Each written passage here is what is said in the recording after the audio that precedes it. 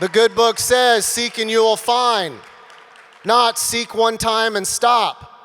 Seek 3 times. If you don't get what you want, complain to your best friend and quit. Seek 5 times, and then if you're disappointed, call in the towel. Seek, seek, seek, seek, seek, seek, seek, seek. Knock, knock, knock, knock, knock, knock, knock. You know how my door opened in life? I wasn't special, but I stayed there, bloodied, crying, knocking, until it clicked open. Life gives to those who take, not those that deserve. Okay? What are you going to take? What are you going to take in life for you and your family? What are you going to take out of this business? Right?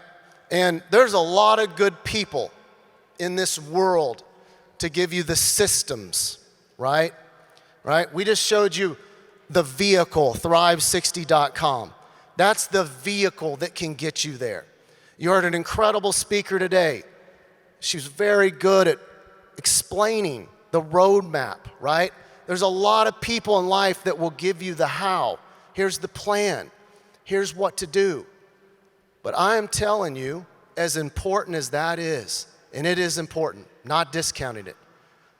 Again, right here, who are you?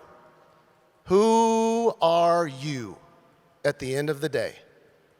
Because at the end of the day, a plan is only a plan as long as you pursue it. Why is the underdog story in life so special? Why does the underdog story give us tears in our eyes?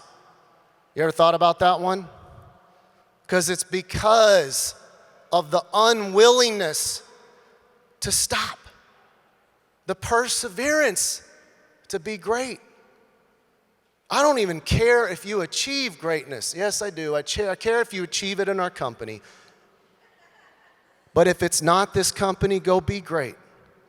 Go be great. That's what I like. I get inspired by people that are great. Seek greatness. What does greatness mean to you? What does it mean to your family?